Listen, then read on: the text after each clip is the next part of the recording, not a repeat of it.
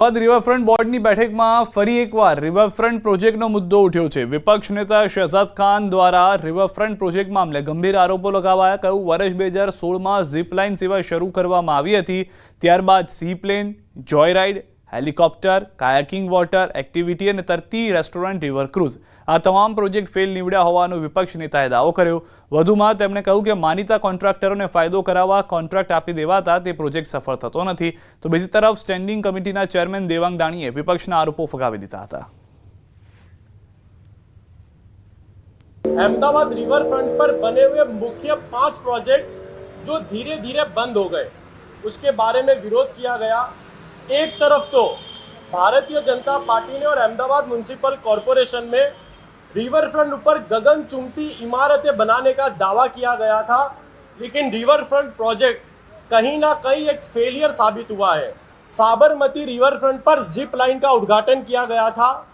आज ये zip line पूरी तरीके से बंद हालत में पड़ी हुई है, यानी कि सिर्फ 2 वर्ष ही चल पाई और ये जिप लाइन बंद हालत में पड़ी हुई है। विपक्ष द्वारा કેટલાક જે ખોટા આક્ષેપ લગાવવામાં આવ્યા, રિવરફ્રન્ટ જે ક્રૂઝ ચાલે છે, પરિણામે અનેક લોકો ક્રૂઝની અંદર આનંદ લેવા માટે આ ક્રૂઝની સફર મારતા હોય છે। જ્યારે જ્યારે વરસાદની આગાહી થાય અને ધરોઈ ડેમની અંદર જ્યારે પાણી વધે, એ પાણી છોડવામાં આવે ત્યારે ઇરિગેશનના દરવાજા ખોલવામાં આવે છે। આમ સફાઈ અભિયાન અને જ્યારે પાણીનું લેવલ ધરોઈમાં વધે ત્યારે આપણે વાત કરીએ કે સાવચેતીના ભાગરૂપે આ ક્રૂઝ બંધ કરવામાં આવે છે। લોકમેળો યોજવા મામલે માર્ગ મોકળો થયો છે। મનપાને કોર્ટ તરફથી ક્લીન ચીટ મળી છે। મહાનગરપાલિકાની તરફેણમાં ચુકાદો આપતા સિવિલ કોર્ટે રીટ ફગાવી દીધી। શનિવારે થયેલી દલીલો બાદ સોમવારે અંતિમ ચુકાદો સંભળાવ્યો હતો।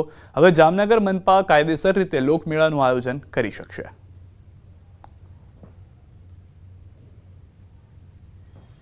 વાદીનો દાવો ચાલુ છે અને અન્ય રેમેડી ઉપલબ્ધ છે, પણ અત્યારે એ મનાઈ હુકમ આપેલ નથી અને એ રીતે હાલ આ મેળાના આયોજન સામે કોઈ કોર્ટનો મનાઈ હુકમ નથી અને માર્ગ મોકળો છે, એટલું અત્યારે અપડેટ છે।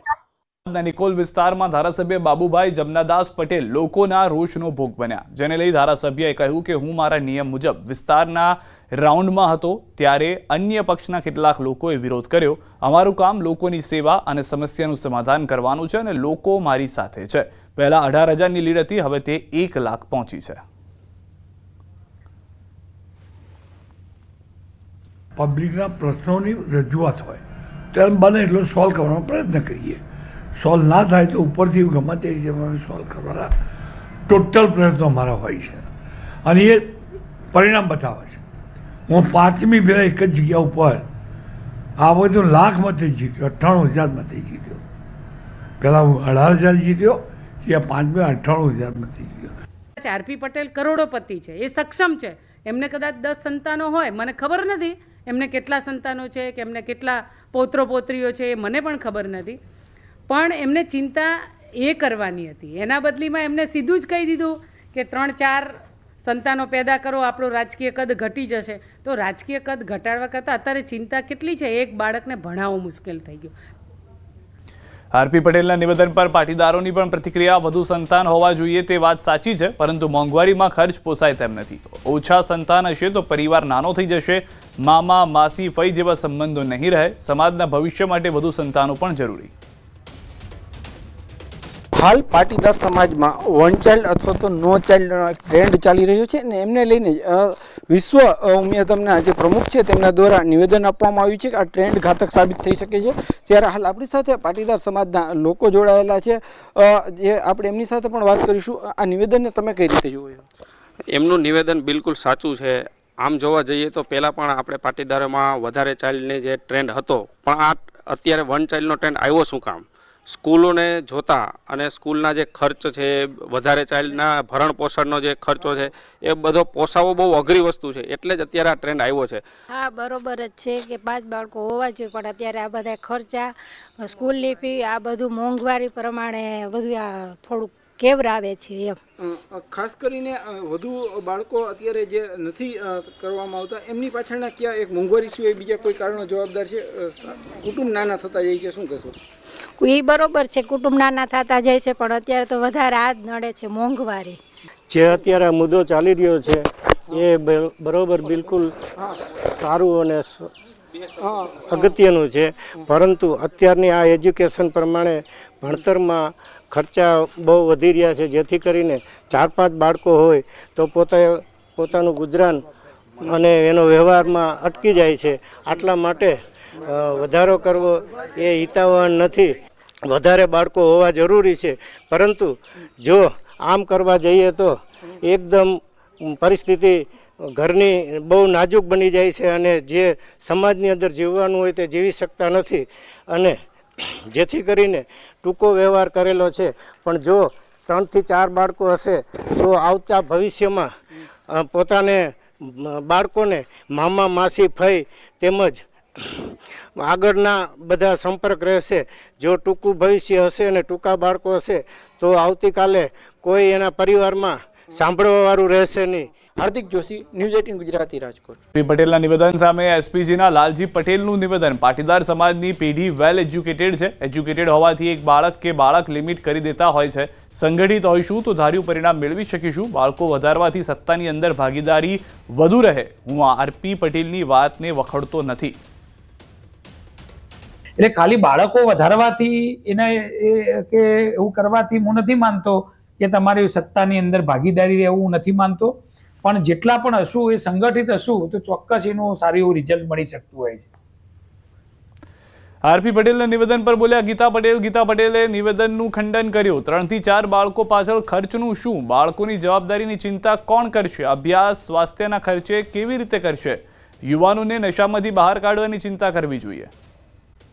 ના પ્રમુખનું નિવેદન. પાટીદાર સમાજમાં વન ચાઇલ્ડ નો ચાઇલ્ડનો ટ્રેન્ડ ચાલી રહ્યો છે. આ ટ્રેન્ડથી સમાજનું સંખ્યાબળ ઘટી રહ્યું છે.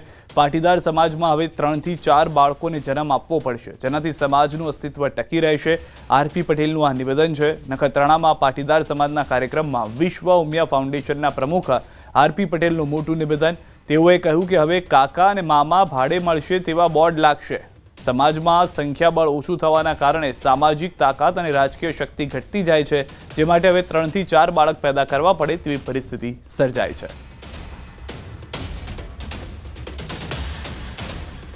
ધીમે ધીમે સમાજનું સંખ્યાબળ ઘટતું જાય છે. આ વિશે ક્યારે ચર્ચા કરીએ છીએ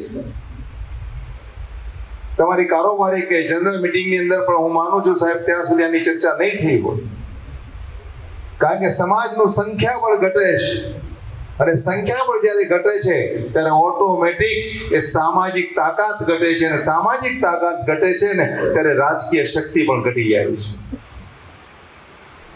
રાજકીય શક્તિ ઘટે એટલે ઓટોમેટિક તમારી સનાતની શક્તિ ઘટે, અને ધીમે ધીમે ધીમે તમે તમારા અસ્તિત્વ માટે પણ લડવું પડે એ પરિસ્થિતિનું નિર્માણ થાય છે. ભ્રૂણ હત્યાનું દૂષણ આપણા સમાજની અંદર ઘણું મોટું ચાલ્યું. ધીમે ધીમે જાગૃતતા આવી તો ભ્રૂણ હત્યા બંધ થઈ. તો એક નવો જે ટ્રેન્ડ જે ચાલુ થયો છે, વન ચાઇલ્ડનો ટ્રેન્ડ ચાલુ થયો. One child. અને ઘણા વળી પરિવારો તો જેટલા સોફિસ્ટિક બન્યા છે એની અંદર હવે નો ચાઇલ્ડનો ટ્રેન્ડ ચાલુ થયો છે. No child. ક્યાં જઈશું ને ક્યાં અટકીશું ને એ ખબર નથી પડતી. એટલે સમાજે કોઈ પણ મીટિંગની અંદર આ વાતની નોંધ અને ચર્ચા 100% લેવી પડશે કે હવે આપણા દીકરા દીકરીઓને કહેવી પડશે કે ઓછામાં ઓછા 3 થી 4 બાળકો તો જોઈશે જ. આપણા દાદાઓને યાદ કરો, 7, 8, 9 ભાઈ બહેન હતા આપણે, અને આજે પરિસ્થિતિ બદલાઈ છે. આજે ઘણાના ઘરની અંદર કાકા કહેવા વાળું કોઈ નથી, મામા કહેવા વાળું નથી, ફુવા કહેવા વાળું નથી. આવનારા દિવસો એ પણ આવી શકે કે બજારની અંદર બોર્ડ લાગતા હશે કે અહીંયા તમને ભાડેથી કાકા મળશે ને અહીંયા ભાડેથી મામા મળશે. આજે જે વાત આપણને હાસ્યાસ્પદ લાગે છે ને એ આવતીકાલની હકીકત બનવાની છે. તો પાટીદાર અગ્રણી અલ્પેશ કથિરિયાની પ્રતિક્રિયા. વન ચાઇલ્ડ નો ચાઇલ્ડનો ટ્રેન્ડ અંગે પ્રતિક્રિયા. આરપી પટેલના નિવેદનને સમર્થન આપ્યું. કુટુંબ વ્યવસ્થાનો નાશ ન થવો જોઈએ. વન ચાઇલ્ડના કારણે સભ્ય સમાજની વ્યવસ્થાનો નાશ થશે. કુટુંબ વ્યવસ્થા પણ આર્થિક રીતે પછાત થશે. કુટુંબોએ પણ ઉભરીને આગળ આવવું જોઈએ. પરિવારો પર આર્થિક બોજો ન પડે તે માટે પણ વિચારવું જોઈએ. આજના યુવાનોમાં ફેમિલી પ્લાનિંગમાં નો ચાઇલ્ડ વન ચાઇલ્ડની જે પોલિસી ચાલી રહી છે જેનાથી સભ્ય સમાજની વ્યવસ્થા ઘટશે, કુટુંબ વ્યવસ્થાનો પણ નાશ થશે અને ઘણા બધા પ્રશ્નો જે ભવિષ્યમાં સર્જાવાના છે એનાથી અત્યારે જ જાગવું ખૂબ જરૂરી છે કે જેથી કોઈ પણ હિન્દુ સમાજની વ્યવસ્થાનો નાશ ન થાય અને હિન્દુઓની જે વસ્તીમાં ઘટાડો થઈ રહ્યો છે એ ઘટાડો પણ ન થાય અને સમાજની વ્યવસ્થા પણ જળવાઈ રહે અને કુટુંબની વ્યવસ્થા પણ જળવાઈ રહે. સભા બાદ સાબરડી ડેરીએ ભાવ વધારો કર્યો છે. 61મી વાર્ષિક સાધારણ સભા બાદ નિર્ણય. પ્રતિ કિલો ફેટનો વાર્ષિક સરેરાશ ભાવ ₹995 જાહેર છે. બાકી નીકળતો ₹35નો ભાવફેર ચૂકવી દેવાશે. બાકી રહેતી રકમ 13 તારીખે પશુપાલકોને આપી દેવાશે. અગાઉ વાર્ષિક સરેરાશ ભાવ ₹960 જાહેર કરાયો હતો. સાબર ડેરીની વાર્ષિક સાધારણ સભા પૂર્ણ થઈ છે, જેમાં સાબરકાંઠા અને અરવલ્લી જિલ્લાના 1200 જેટલી સ્થાનિક મંડળીઓના પ્રતિનિધિઓ સાધારણ સભામાં હાજર રહ્યા હતા, જેમાં 3 મુખ્ય ઠરાવ. ભાવફેરની રકમ ચૂકવી દેવામાં આવશે. ચેરમેન અને સેક્રેટરીઓની વર્ષમાં 2 વાર બેઠક યોજાશે. આવતા વર્ષથી 30 જૂન સુધીમાં વાર્ષિક ભાવફેરની રકમ ચૂકવવાનો પણ ઠરાવ કરવામાં આવ્યો છે. 61મી વાર્ષિક સાધારણ સભામાં એજન્ડા પ્રમાણે સર્વસંમતે દરેક કામકાજનું પૂર્ણ થયેલ છે અને આ વર્ષે એક ઐતિહાસિક નિર્ણય કરે છે. જે ભાવફેર માટે રાહ જોવી પડતી એ 30 પહેલો ભાવફેર જનરલ સભાની મંજૂરી અપેક્ષાએ આપવાનો એક ઠરાવ પાસ કર્યો છે. બીજું, ચેરમેન અને સેક્રેટરી એમની પણ વર્ષમાં એકવાર મિટિંગ કરી અને પ્રશ્નો માટે જે બોડીની નિયામક મંડળે નિર્ણય કર્યો હવે એક મિટિંગનું આયોજન આ રીતે કરવું. સભાસદોને જે પ્રશ્નોની વાચા મળી જાય. આવનારા દિવસોમાં 30 પહેલો મોટો પ્રશ્ન જે આ લોકોનું હતું કે 30 પહેલો વાવેતર પહેલો એ લોકોને મળવું જોઈએ, એમનું જે ભાવફેર છે એ મળવું જોઈએ. એમણે જાહેરાત કરી, એમણે તાળી પાડીને સહર્ષ સ્વીકારી. એમનો ભાવફેરનો જે મુદ્દો હતો એ કોઈ પણ બોલ્યું નથી. કોઈનો લેખિત 1 વીક પહેલો મંગાવવાના હોય પણ કોઈ પ્રશ્ન આવ્યો નહોતો શાંતિથી. અને એકાદ વ્યક્તિ વચ્ચેથી કોણ હતું, કઈ મંડળીનો પ્રતિનિધિ હતો એ આપણને ખબર નથી. એ જ્યારે ઊભો થયો ત્યારે એને દબાવવામાં આવ્યો. આજે જે એજન્ડા હતા એજન્ડાની કોપી તમારી જોડે છે. એ બધા એજન્ડા આજે સાધારણ સભામાં આજે બધા સર્વસંમતિથી પાસ થયા છે. તથા એક પ્રમુખ સ્થાનેથી જે ચેરમેનશ્રીએ એક ઠરાવ કર્યો કે આવતી સાલથી 30/6 એના પહેલાં જે ભાવ વધારો છે એ ચૂકવવામાં આવશે.